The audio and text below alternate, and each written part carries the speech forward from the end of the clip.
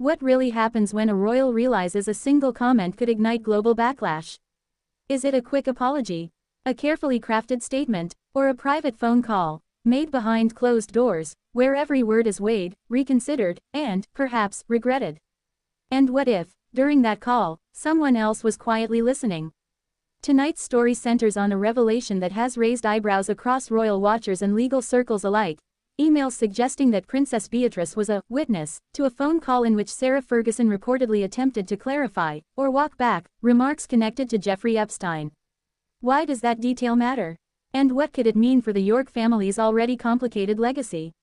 Let's unpack it. Welcome back to the Crown Chronicles, where we explore the stories behind royal headlines and uncover the deeper context behind the crown. If you're fascinated by the untold dynamics inside the House of Windsor, make sure you subscribe to the Crown Chronicles, like this video, and turn on notifications so you never miss an update. Now, let's step inside this unfolding story.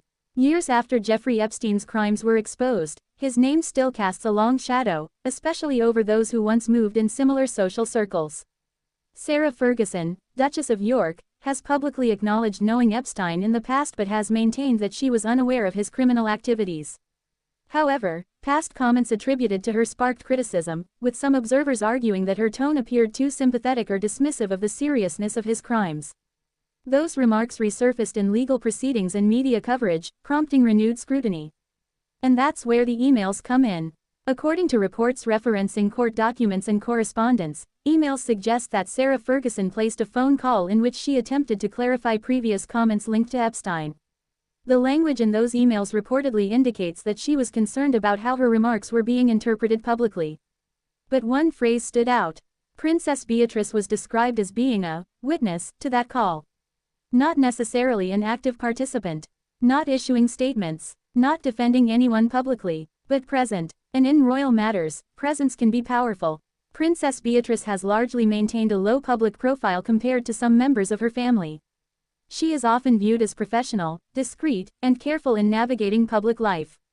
While her father, Prince Andrew, faced intense public fallout following his association with Epstein, Beatrice avoided interviews, public defenses, or overt commentary. So why would she be present during a call reportedly aimed at clarifying controversial remarks? Royal analysts suggest a few possible explanations. She may have been offering emotional support to her mother. She may have been present to ensure accuracy or transparency. Or her presence may have been coincidental but later documented in correspondence. It's important to note that being described as a witness does not imply wrongdoing. It simply suggests she was aware of the conversation as it unfolded. But in the context of a scandal that has already reshaped public perceptions, even peripheral involvement can attract attention.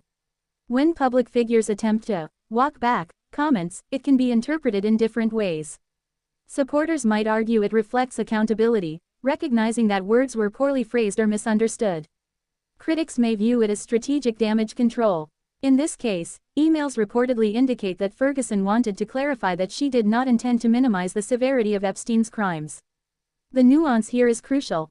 There is a significant difference between expressing personal regret over misinterpreted remarks and attempting to excuse criminal behavior. And according to her past public statements, Ferguson has condemned Epstein's actions. Still, once words enter the public sphere, especially in matters tied to such serious crimes, they take on a life of their own. The York family has faced years of difficult headlines. Prince Andrew's 2019 interview with the BBC became a turning point, leading to his withdrawal from public royal duties. Since then, the family name has often resurfaced in discussions tied to the Epstein case. For Princess Beatrice and Princess Eugenie, this has meant navigating public life while carefully distancing themselves from controversy. Royal commentators frequently note the delicate position the sisters occupy, balancing loyalty to their parents with the realities of public opinion. If Beatrice was indeed present during this call, it underscores how even the next generation cannot entirely escape the reverberations of past associations. As expected, there has been no formal public response regarding the email details.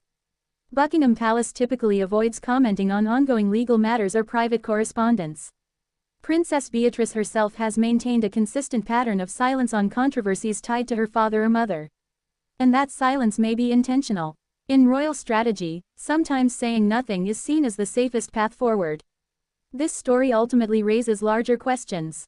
How should public figures respond when their words cause unintended harm?